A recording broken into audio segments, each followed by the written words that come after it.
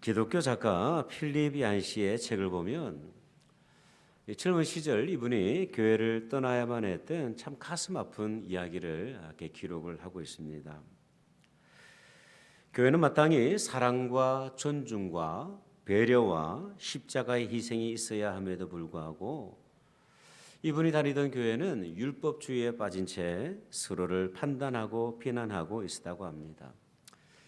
이 모습을 바라보면서 그는 깊은 상처를 받았고 그가 교회를 무척이나 사랑했지만 그 상처로 인해서 교회를 떠나야만 했다고 합니다. 그리고 인생의 절정기라 할 수 있는 그 젊은 시절을 교회 밖 세상에서 보내게 되죠. 여러분, 교회를 떠난 그의 삶은 행복하지를 못했습니다. 교회를 향한 그리움이 늘 마음속에 있었습니다. 결국 교회만이 세상의 유일한 소망임을 다시 한번 발견하게 되고 발걸음을 교회로 옮기게 되는데요. 이때쯤에 책 한 권을 저술을 하는데 그 책 제목이 무엇이냐면 교회, 나의 고민, 나의 사랑이라는 책입니다. 저는 이분의 책의 제목이 무척이나 공감이 되었어요. 교회는 우리의 사랑이자 또한 고민이기도 합니다. 교회를 생각하면 그립습니다. 교회를 생각하면 십자가를 묵상하게 됩니다. 교회를 묵상하면 성도 간에 허물 없는 교제가 떠오릅니다. 그러나 부인할 수 없는 사실은 때때로 우리는 교회를 통해서 상처를 받을 때도 있고 상처를 줄 때도 있습니다. 오가는 대화 속에서 상처를 받기도 하고요. 그리고 봉사의 직분을 감당하면서 때로는 의견 차이로 인해서 우리는 상처와 갈등을 경험하기도 합니다. 신앙의 좋은 모델이 되어야 될 그 지도자들이 덕을 끼치지 못하는 모습을 바라보면서 과연 교회에도 희망이 있을까 하는 자주 섞인 의구심마저 들 때가 있습니다.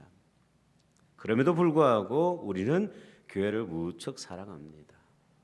왜 그럴까요? 교회는 주님께서 친히 세우신 곳이고 친히 주님께서 사명을 부여하신 곳이고 그 무엇보다도 교회는 저와 여러분에게 주님께서 영혼의 안식처로 허락하신 거룩한 곳이기 때문입니다. 오늘 우리는 교회 설립 48주년 생일을 맞이했습니다. 이민교회 역사 속에서 48년의 역사를 가진 교회는 그다지 흔하지 않습니다. 여러분이 과연 이 반세기를 맞이하고 있는 오늘 우리가 다시 한번 꿈꿔야 될 그런 교회, 도전받아야 될 교회, 롤 모델이 될 만한 교회는 어느 교회일까요? 저는 그 모델을 안디옥 교회에서 발견하기를 원합니다. 왜냐하면 우리 교회는요, 이 안디옥 교회와 비슷한 배경을 가지고 있기 때문에 그렇습니다. 여러분, 성경이 기록을 하고 있는 이방 땅에 최초로 세워진 교회가 안디옥 교회입니다. 그렇다면 이 올랜도 지역에 세워진 최초의 한인 교회는 어느 교회일까요? 너무나도 쉬운 질문입니까? 예, 올랜도 중앙침례교회입니다. 그러다 보니까 우리는 자연스럽게 성경이 기록을 하고 있는 그 이방 땅에 최초로 세워진 안디옥 교회를 주목할 수밖에 없어요. 그렇다면 여러분, 과연 안디옥 교회는 어떠한 모습으로 세워지고 있었을까요? 저와 여러분이 다니고 있는, 섬기고 있는 이 교회가 다시 한번 품어야 될 그 안디옥 교회의 모습은 무엇일까요? 가장 먼저 우리가 꿈꾸는 교회의 모습은요, 어떤 모습이냐면 복음의 지경을 넓히는 교회입니다. 먼저 이 안디옥 교회에 대해서 한번 살펴보기를 원합니다. 이 안디옥은요, 지중해에서 18마일 정도 떨어진 오르른테스 강 옆에 세워진 상업 도시였어요. 당시 이 인구의 통계를 보니까 약 50만 명으로 기록이 되고 있는데 로마 제국에서 세 번째 큰 도시의 규모를 가지고 있었습니다. 특별히 이곳은 서대반 집사님의 순교 이후에 예루살렘 교회 성도들이 흩어져서 다시 모이게 된 교회였어요. 성도들은 이곳에서 교회를 시작을 했는데 그 교회가 바로 안디옥 교회였습니다. 오늘 본문은요, 이 안디옥 교회의 시작을 알리면서 이 교회의 중요한 한 가지 특징을 기록을 하고 있어요. 그 특징은 뭐냐며 바로 선교 중심의 교회였다는 사실입니다. 여러분 우리 19절을 한번 볼 수 있으면 좋겠습니다. 19절 그때에 스데반의 일로 일어난 환란으로 말미암아 흩어진 자들이 베니게와 구브로와 안디오까지 이르러 유대인에게만 말씀을 전하였다 기록을 합니다. 여러분 이 초대 예루살렘 교회는요 성령의 능력으로 매일매일 부흥하는 역사를 경험하고 있었습니다. 하루에도 수천 명의 사람들이 침례를 받고 교회로 들어오고 있었어요. 교회는 감당할 수 없을 그만큼의 숫자들이 교회로 몰려 들어오면서 정말 행정적으로 어려움을 겪고 있었습니다. 이 예루살렘 교회는요 부흥과 성장을 거듭하고 있었던 것이죠. 근데 여러분 안타깝게도 이 과정에서 예루살렘 교회가 잊어버리고 있었던 것이 하나가 있었는데 그것이 뭐냐면 바로 사도행전 1장 8절의 명령이었습니다. 우리 다 같이 한번 읽어봅시다. 1장 8절 시작. 오직 성령이 너희에게 임하시면 너희가 권능을 받고 예루살렘과 온 유대와 사마리아와 땅끝까지 이르러 내 증인이 되리라 하시니라. 여러분이 예루살렘 교회가 부흥하고 성장하고 있었지만 한 가지 놓치고 있었던 사명이 있었는데 그것은 뭐냐면 주님께서 말씀하신 땅끝까지 나가는 그 선교적인 사명을 놓치고 있었던 거예요. 교회로 모이는 것에는 성공을 하고 있었습니다. 그러나 반대로 복음을 가지고 세상으로 흩어지는 데는 실패하고 있었던 것이죠. 여러분 참 주목해야 될 사실이 있는데 그것은 뭐냐면 하나님께서는 이 선교적인 사명을 이 예루살렘 교회가 감당하지 못하고 있던 이 선교적인 사명을 안디옥 교회를 통해서 이루셨다는 사실입니다. 오늘 본문 20절은 이렇게 기록을 하고 있어요. 그 중에 구브로와 구레네 몇 사람이 안디옥에 이르러 헬라인에게도 말하여 주 예수를 전파하였다. 이전까지만 하더라도 유대인들에게만 복음을 전하고 있었습니다. 피부가 비슷하고 동일한 언어 그리고 동일한 문화권에서 살아가는 그 이웃들에게만 복음을 전하고 있었어요. 하지만 이 안디옥 교회를 시작으로 복음은 이방인들을 향하여 뻗어나가기 시작을 했던 것입니다. 여러분 본문 이유를 보면요 이 역사적인 그런 변환점을 하나님께서 얼마나 기대하고 열망하셨던가를 확인을 할 수가 있습니다. 21절의 말씀을 한번 보십시오. 주의 손이 그들과 함께 하심에 수많은 사람들이 믿고 주께 돌아왔다 기록을 하고 있어요. 주의 손으로 번역된 이 헬라어 원어를 보니까 케이르라는 단어를 사용을 하고 있는데 이 단어의 의미가 뭐냐면 떠받들고 보존했다라는 의미를 가지고 있습니다. 이방인을 향하여서 복음을 전하는 그 사역, 그 선교적인 사명을 주님께서 떠받들고 보존하고 계셨다는 말씀이에요. 이전까지 유대 땅에 머물고 있던 그 복음을 하나님께서는요 이 안디옥 교회를 사용하셔서 복음의 경계를 허무시고 복음의 지경을 이방 땅으로 확장시키고 계셨던 것입니다. 여러분 우리 교회가 가지고 있는 3대 비전이 있습니다. 여러분 그 중에 첫 번째 비전을 기억하고 계십니까? 모르신다고 하시면 빨리 추보를 열어보십시오. 그 첫 번째 비전은 뭐냐면 복음과 세상을 연결하는 꿈입니다. 사실은 이것은 우리의 교회만의 꿈이 아니라 주님의 복음으로 세워진 이 열방 땅에 세워진 모든 교회의 꿈입니다. 여러분 올해부터 우리 각 목장은요 선교지와 선교사님이 연결이 되었습니다. 이전까지는 교회가 선교하고 후원했다고 한다면 이제부터 선교적인 책임은 교회가 가지고 있는 것이 아니라 각 목장과 목원들이 가지게 된 것입니다. 앞으로 우리 각 목장은요 직간접적으로 해외 선교에 반드시 동참하게 될 것입니다. 기도를 보내고요 물질을 보내고 더 나아가서 후원 선교지에 단기 선교사로 동참하는 기회를 반드시 가지게 될 것입니다.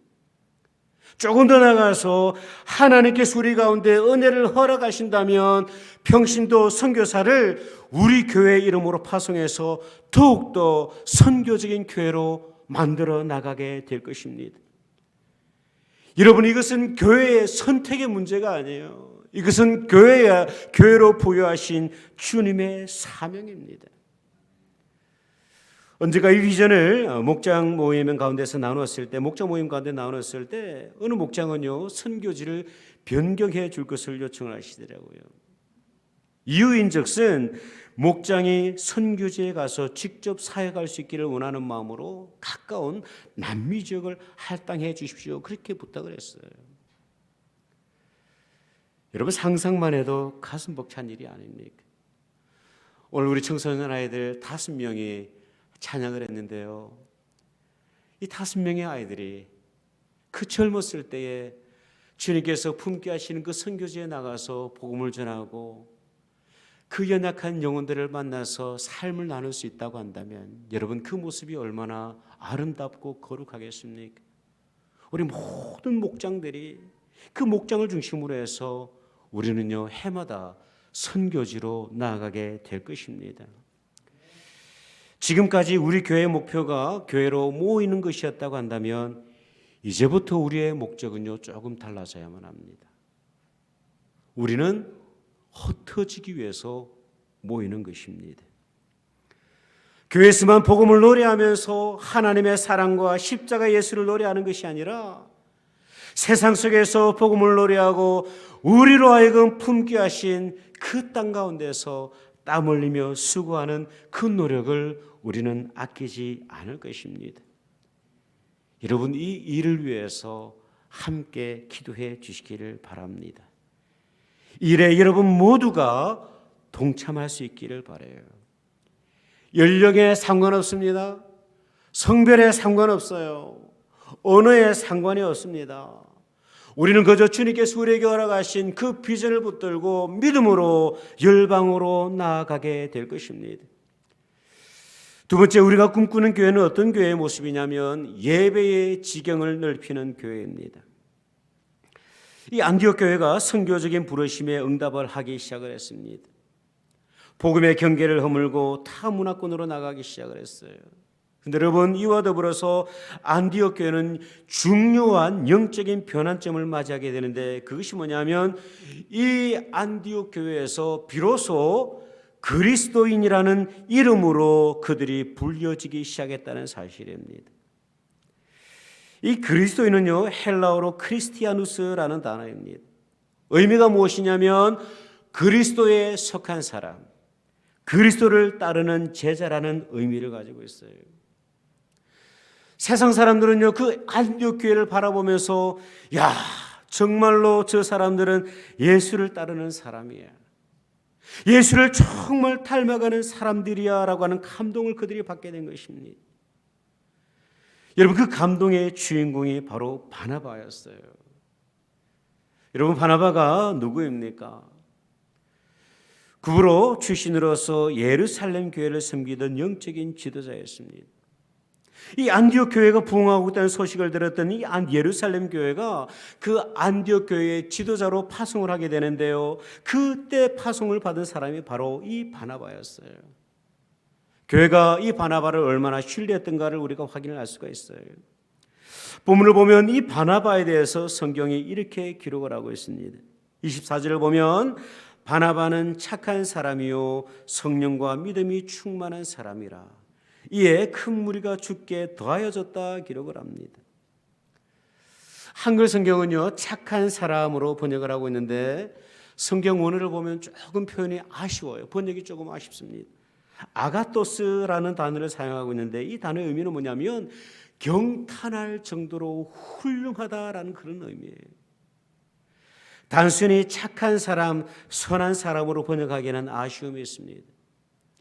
세상에 바라볼 때 이 바나바는요 정말 우러러 볼 사람, 모든 사람들이 존경할 만한 특별한 대상이 되고 있었던 것이죠. 성령과 믿음으로 충만했던 것이 아니라 삶 속에서 그리스도의 향기가 나타나고 있던 그런 믿음의 사람들이었던 것입니다. 여러분 오늘 본문 이유를 쭉 읽어보면요, 그 구체적인 모습을 성경은 조금 더 자세하게 기록을 하고 있어요. 25절과 26절을 한번 보십시오. 바나바가 사울을 찾으러 다소에 가서 만남에 안디옥에 데리고 와서 둘이 교회에 1년간 모여 있어 큰 무리를 가르쳤고 제자들이 안디옥에서 비로소 그리스도인이라 일컬음을 받게 되었더라. 이 안디옥 교회를 목양하던 가운데 그는 목회자의 필요성을 느꼈어요. 이때 교회를 신실하게 섬길 동력자를 생각하게 되는데 그때 떠올랐던 인물이 바로 사도 바울이었습니다. 여러분 이미 바나바는 사도 바울이 어떤 인물인가를 너무나도 잘 알고 있었어요. 바울의 열정적인 신앙에 대해서 너무나도 잘 알고 있었습니다. 학문적인 배경에 대해서 그리고 탁월한 영적인 리더십에 대해서 너무나도 잘 알고 있었어요. 그러나 바나바는 자신보다 더 훌륭한, 더 열정적으로 주님의 마음으로 교회를 섬길 수 있는 그 바나바를 통역자로 세우기에 조금도 주저하지 않습니다. 이 일을 위해서 안디옥에서 다소까지 도보로 약 140마일을 걸어갑니다. 쉬지 않고 걸어도 일주일을 꼬박 걸어가야만 하는 그 길이에요. 여러분 그 길을 걸어가면서 이런 고민이 없었겠습니까? 지금까지 내가 받아오던 그 성도들의 사랑이 행여라도 바울에게 향하면 어떻게 할 것인가? 내가 바울과 동역하게 될 때 나는 찬밥 신세가 되면 어떻게 할까? 너무 유치한 고민입니까?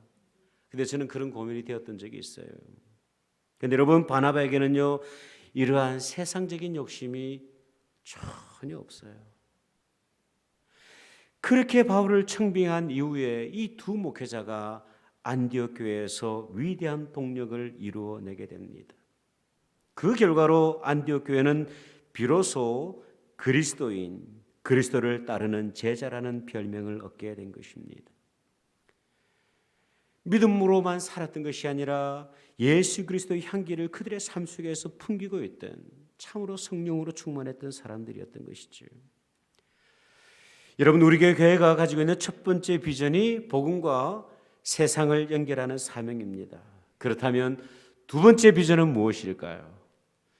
빨리 주보를 보십시오. 두 번째 비전은 무엇입니까? 예배와 삶을 연결하는 비전입니다. 교회에서만 예배하는 것이 아니라 삶 속에서 예배하는 비전입니다. 교회로 단지 모이는 것이 아니라 다시 복음을 들고 삶의 현장으로 나가서 예배자로 살아가는 영광을 누리는 거예요. 여러분 우리 시대 그리스도인들이 극복해야 될 가장 급선무가 있다고 한다면 이 예배와 삶의 경계선을 허무는 것입니다. 교회에서만 예배하는 것이 아니라 삶 속에서 예배하는 진정성 있는 그 예배의 회복이 우리 가운데 꼭 필요합니다. 그래서 우리 모두가 예수쟁이라고 하는 그 별명을 회복하는 것이 저와 여러분의 꿈이어야만 합니다.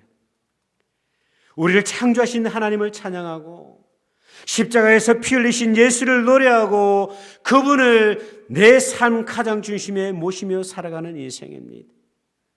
저마다의 환경에서, 사업체에서, 직장에서, 학교에서 I am a Christian이라는 당당한 선언을 할 수 있다고 한다면 우리 교회는요 또다시 한번 이 안디옥 교회의 영광을 회복하게 되는 것입니다. 막내 아들 요한이가 야구를 하지 않습니까? 동네에서 좀 야구를 잘하다 보니까 좋은 팀에 뽑혔어요. 그런데 문제는 뭐냐면 매주일 아침, 일요일 아침에 시합이 있는 거예요. 제가 입단할 때부터 말씀을 드렸습니다. 코치 선생님한테 요한이는 주일날 교회에서 예배를 드려야 되기 때문에 시합에 참여하지 못합니다. 그런데 이 코치가 기억력이 없어서 그런지 모르겠지만 매주일 아침이 되면 오늘 크리스찬 오냐고 연락을 해요. 근데 그때마다 저는 이렇게 늘 대답합니다. He is Christian. 요한이의 이름이 영어 이름이 크리스찬입니다. 복합적인 이름, 복합적인 의미를 가지고 있어요. 사실 때로는 손해본다는 생각이 들 때가 있어요. 한 번이라도 더 게임에 나가면 이 아이가 실력이 좀 늘 텐데 너무나도 크게 이 아이에게 희생을 요구하지 않는가 하는 미안한 마음이 들어요. 그런데 여러분, 요한에게 저는 늘 이야기를 합니다. 지금 당장 요한이가 손해보는 것 같지만 그러나 주님께서 더 요한이를 축복하실 것이다, 그렇게 위로를 합니다. 저와 여러분이 삶의 현장에서 예배자로 살지 않으면요, 세상은 점점 더 교회를 우습게 생각합니다. 만만하게 바라봅니다. 얼마 전까지만 하더라도 세상은 교회를 특별하게 생각했던 적이 있어요. 저 사람이 교회를 다니면 존경과 우러러봄의 대상이 될 때가 있습니다. 그러나 오늘 세상은요, 교회를 만만하고 우습게 볼 때가 있어요. 그들이 바라본 교회의 모습은 자리 다툼이 있고 재정 비리가 있고 교회를 세습하는 그런 세상에서도 보기 힘든 그런 모습들이 교회에서 막 보여지는 것이죠. 이런 연약함을 통해서 더 이상 교회를 우러러보지 않는 그런 현상을 우리가 경험을 하고 있습니다. 우리가 예배와 삶을 분리하고 있는 그런 영향력, 그런 모습들이 우리 가운데 있는 거예요. 여러분, 인도네시아 수마트라 섬을 방문하면 아주 특별한 꽃을 만날 수가 있어요. 이 꽃의 이름이 뭐냐면 타이탄 아룸이라는 꽃입니다. 꽃 중에서 가장 큰 꽃으로 유명해요. 그 꽃의 높이가 무려 3m에 해당합니다. 무게는요, 총 100kg이 넘어요. 근데 이 꽃이 가지고 있는 별명이 있는데 그 별명이 뭐냐면 시체꽃입니다. 그 꽃에서 사람의 썩는 냄새가 난다고 해서 시체꽃이라는 별명을 가지고 있어요. 차라리 꽃이 아니었으면 얼마나 좋았을까라는 생각이 듭니다. 여러분, 세상은 복음을 통해서 하나님을 바라보지 않습니다. 저와 여러분의 삶의 현장을 통해서 하나님과 복음을 해석합니다. 저와 여러분의 삶이 바로 하나님을 바라보게 하는 현명기경이 되고 있는 것이죠. 그렇기 때문에 교회를 다니는 것으로 우리가 만족할 것이 아니라 삶으로 예배하는 그 영광이 우리 가운데 다시 회복되어지시기를 바랍니다. 그럴 때 잃어버린 교회의 영광, 하나님의 영광을 우리는 다시 하나님 앞에 돌려드릴 수 있는 거예요.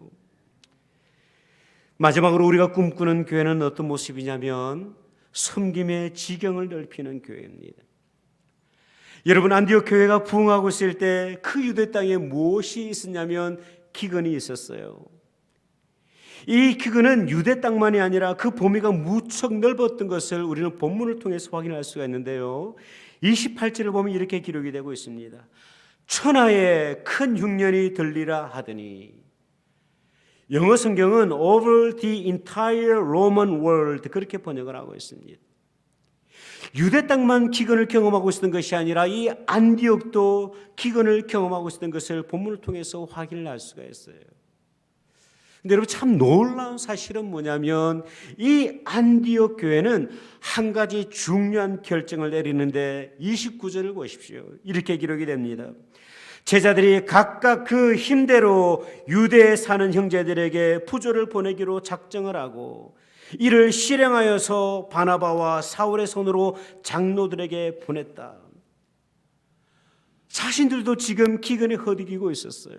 어려움을 겪고 있는 거예요. 그런데 그 유대 땅을 돕기 위해서 이 안디옥 교회가 소매를 걷어올립니다. 힘을 다해서 협력하기 시작을 했어요.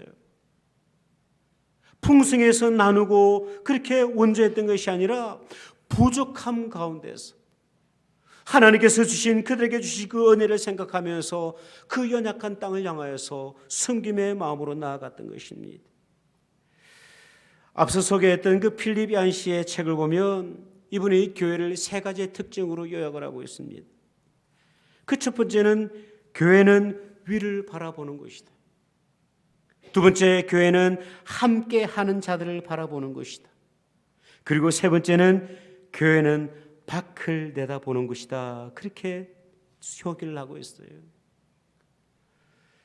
교회는 세상과 단절된 곳이 아니라 교회 밖에 있는 그 가난한 자들과 소외된 자들에게 그리스도의 복음과 사랑을 전하는 곳이라는 의미가 담겨 있는 거예요. 제가 성지순례를 하는 동안에 예수님께서 사역하셨던 갈릴리 호수와 이 사해를 방문했던 적이 있습니다. 갈릴리 호수는요, 그때나 지금이나 무척이나 아름다운 호수입니다. 생명력이 있는 바다예요. 물고기가 헤엄치는 바다입니다. 푸른색의 빛이 햇볕을 받아가지고 사람의 눈이 너무나도 부실 만큼 참 아름다운 바다예요. 반면에 이 사해 바다는 고기들이 살질 않습니다. 생명력을 잃어버린 바다예요. 물고기 한 마리 살지 못하는 죽음의 바다가 되었습니다. 같은 바다임에도 불구하고 갈릴리는요, 생명력이 있고 사해는 죽은 바다가 되었어요. 왜 그럴까요? 이 갈릴리 바다는 물을 받아들임과 동시에 그 물을 요단강으로 흘려보냅니다. 그러나 사해는 이 요단강을 통해서 그 받아들인 그 물을 결코 내보내지 못하는 바다예요. 소통이 없는 바다입니다. 불통의 바다인 것이죠. 여러분, 저와 여러분이 꿈꾸는 교회, 주님께서 우리로 하여금 품게 하신 그 교회의 모습은 무엇이냐면 우리에게 주신 축복을 우리만 누리며 우리만 간직한 것이 아니라 세상으로 흘러보내는 그런 섬김의 교회의 모습이 되어야만 합니다. 우리 한국 사람들이 50세가 되면 그런 표현을 씁니다. 지천명. 하늘의 뜻을 아는 나이가 되었다라고 해서 지천명이라는 표현을 씁니다. 우리 교회도 어느덧 지천명이 되었습니다. 주님의 마음을 품는, 주님의 마음을 해석할 수 있는, 주님의 마음을 알 수 있는 나이가 된 것이죠. 여러분, 이 시점에 우리는 어떠한 교회의 모습을 꿈꿔야만 하겠습니까? 어떠한 성도의 모습을 꿈꿔야 할까요? 나이 들미 부끄럽지 않는 그런 주님의 백성 되었으면 참 좋겠습니다. 나이 들미 정말 부끄럽지 않는 그런 주님의 몸된 교회가 되었으면 좋겠어요. 지금까지 우리의 모습이 좀 부족한 모습이 있고 연약한 모습이 있다고 한다면 다가올 그 반세기 동안은 정말 주님의 마음을 품고 우리 2022년 우리 교회가 품고 있는 주님의 마음을 품는 그런 교회의 모습과 그런 비전을 향해서 함께 나갈 수 있는 주의 공동체 되시기를 주님의 이름으로 축원드립니다. 기도하겠습니다.